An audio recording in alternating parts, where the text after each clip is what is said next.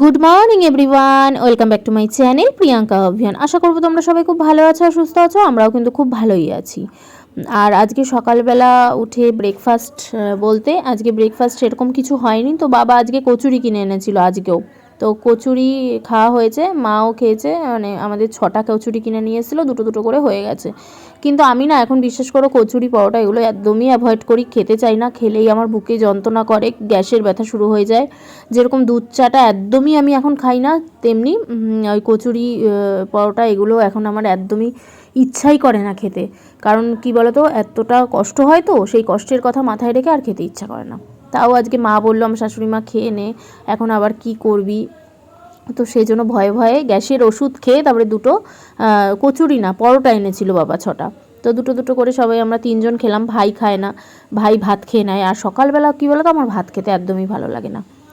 তো দেখতেই পাচ্ছ আমি এখানে সমস্ত সবজি কেটে নিলাম, বেগুন আলু দিয়ে আজকে বড়ি এইসব দিয়ে করব হচ্ছে পমফ্রেট মাছ। তো পমফ্রেট মাছ করার জন্য এখানে আলু বেগুন কেটে নিয়েছি। আর আরও করব তুরজোর মাছটাও করব, তুরজোকেও আজকে পমফ্রেট মাছই খাওয়াবো। তো সমস্ত শুধু মাছের ঝোলে বেগুন দেবো না, আলু দিয়ে টমেটো দিয়ে এগুলো দিয়ে করব। আর দাদার আবার খেতে ইচ্ছা করেছে হচ্ছে তোমার ওই তেলাপিয়া মাছ। তো তেলাপিয়া মাছ আমাদের বাড়িতে সেরকম কেউই খায় না, দাদা খায়, মা বাবারা খায়, মানে সেরকম খায় না বলতে আমি একদমই তেলাপিয়া মাছ খাই না, আর আমার ছেলেকেও খেতে দিই না। শুনেছি নাকি তেলাপিয়া মাছ থেকে কী সব রোগ হচ্ছে, ওই জন্য আমিও খাই না, তরুণকেও আমি খেতে নাই করি, আর তুর্যকেও দিই না। তো ওরা খায়, ওরা এসব মানে না, তাও খায়, ঠিক আছে চলো। তো সেই জন্য এখন তুর্যর জন্য আমি এখানে পমফ্রেট মাছ করে নিচ্ছি। আর ওর সমস্ত মশলাই আমাদের যা মশলা দেবো ওটাও তাই দেবো, শুধু ওটার মধ্যে লঙ্কা বাদ দিয়ে, তো আর বেগুন বাদ দিয়ে। তো লোহার কড়াইয়ে তুর্যর মাছের ঝোলটা বসিয়ে দিয়েছি। আর আমাদের এখানে দেখো বেগুনটা ভেজে, আলুটা ভেজে রেখে দিলাম, এরপরে বেগুনটা ভাজছি। তো এক এক করে এই সমস্ত রান্না করে নেবো। আর মা কিন্তু আজকে বাড়িতে নেই, মা গেছে একটুখানি মিউনিসিপ্যালিটি।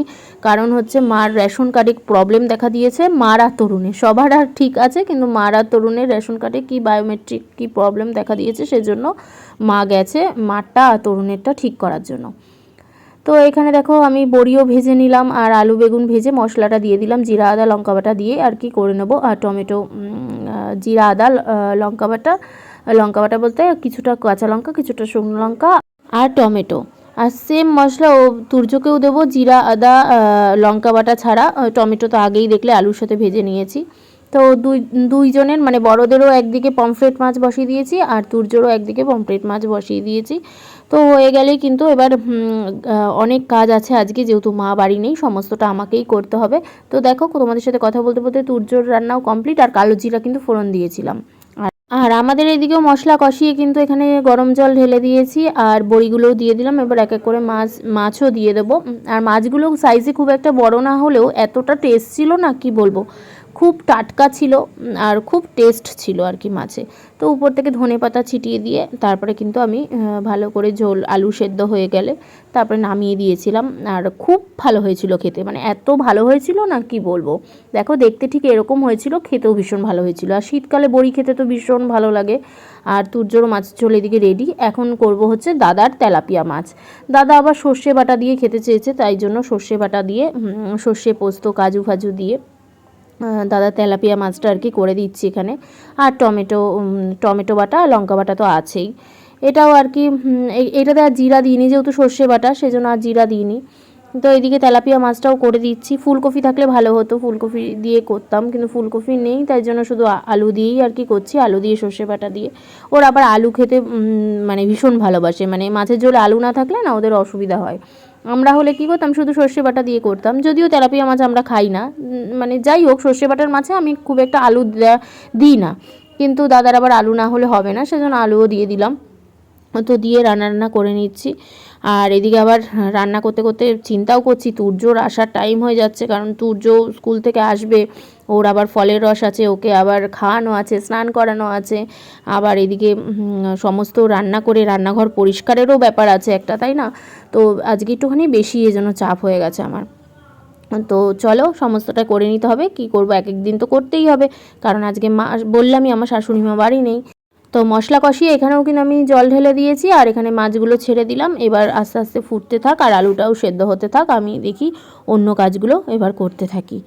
তো রান্নাটা একটা সবথেকে বড় ব্যাপার। তো রান্নাটা কমপ্লিট হয়ে গেলে না অনেকটা কাজ কমপ্লিট হয়ে যায়। আর ভাতটা কিন্তু মাই করে দিয়ে গেছে, কারণ ভাতের অনেকটা চালের আর কি হাঁড়ির ভাত, তো আমি মানে মার গালতে অসুবিধা হবে বলে ভাতটা মা করে দিয়ে গেছে। তো এই মাছের ঝোলটা হয়ে গেলেই কিন্তু আমার রান্না কমপ্লিট হয়ে যাবে। মাছটা হয়ে গেলেই হয়ে যাবে। তারপরে যে রান্নাঘরটা একটু পরিষ্কার করবো। এই যে দেখো গ্যাসের অবস্থা খুব খারাপ, এখানের অবস্থাও খুব খারাপ। এগুলো পরিষ্কার করে এই যে কটা বাসন আছে অনেক কটা, তো এখানে অনেক কটা বাসন বেরিয়েছে, এগুলো মেজে নেব। মেজে নিয়ে এগুলো একটু পরিষ্কার করে নেব, করলে কিন্তু হয়ে যাবে আমার। তো চলো গ্যাসটাকে ভালো করে পরিষ্কার করে নিই। গ্যাসটা স্কচ ব্রাইট ছাড়া ভালো করে পরিষ্কার হবে না, কারণ মেজে পরিষ্কার না করলে না হবে না। সকালবেলা মাও কিছু রান্না করেছে, আবার এখন আমি করছি, একদম ডিপ নোংরা হয়ে রয়েছে আর কি। নোংরা বলতে ওই ঝোল মশলা পড়ে, আর কষাতে কষাতে ছিটে তো কত গ্যাসে আসে জানোই তো। তো আমার তেলাপিয়া মাছ কিন্তু কমপ্লিট। তো চলো এবার রান্নাঘরটা ভালো করে পরিষ্কার করে নিই।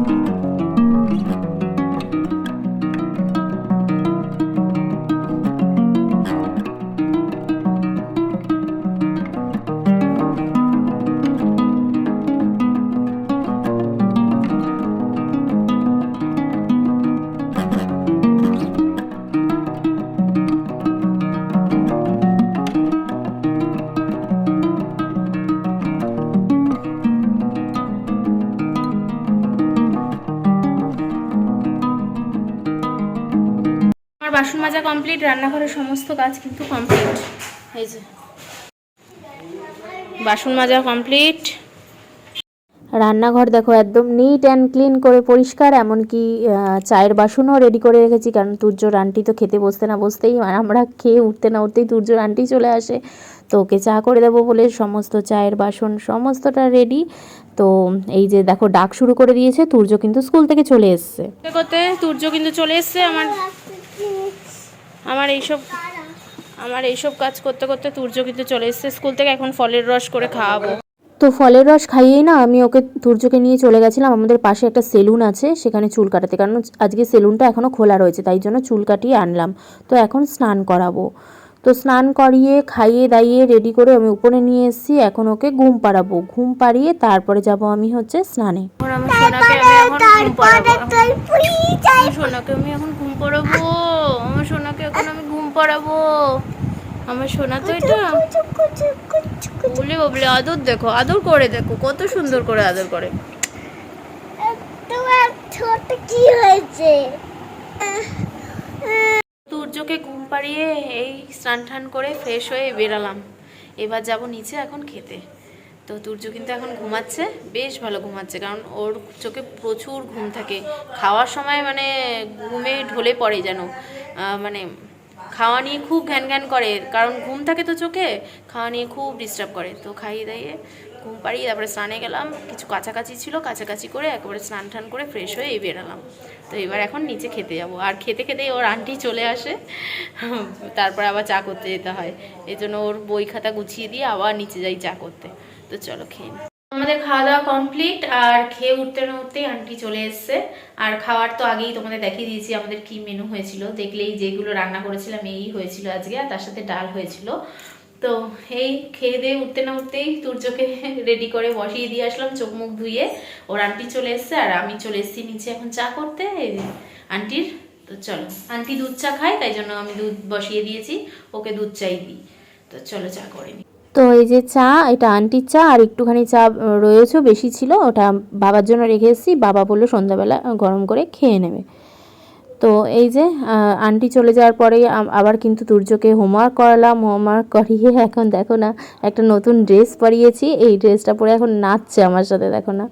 তো আমি তাই বলছি এইগুলো এখন শীতকাল আছে আর প্রচুর ড্রেস কেনা হয়, বাড়িতেও ভালো ভালো ড্রেস পরে তুমি থাকবে, তুমি খারাপ ড্রেস পরে থাকবে না, মানে খারাপ ড্রেস বলতে ওই তুমি নতুন নতুন ড্রেস পরে বাড়িতেও থাকবে, কি হবে এগুলো রেখে বলো? তা তুর্যর সাথে এখন একটু আনন্দ করছি, এই পরেই বলে দাও ফ্রেন্ডসদের আমাদের খাওয়া দাওয়া কমপ্লিট। চোখের মামা এই মাত্র একটা রিলস দেখছিল, ওটা গানটা করছে। তো সোনার খাওয়া দাওয়া কমপ্লিট, ড্রেসও পরিয়ে দিয়েছি এই যে রাতের, এখন গিয়ে পাপার সাথে ঘুমিয়ে পড়বে কারণ কালকে স্কুল আছে। খাওয়া দাওয়া কমপ্লিট, ওরও কমপ্লিট, ওর পাপারও কমপ্লিট। তো চলে যাও, চলো টাটা, গুড নাইট বলে দাও। স্কুল থেকে আসবো। রোজ এক কথা, কখন স্কুল থেকে আসবো। তো বলে দাও সবাইকে গুড নাইট বলে দাও, গুড নাইট, টাটা করে দাও। টাটা। আচ্ছা চলে যাও পাপার সাথে। হুম।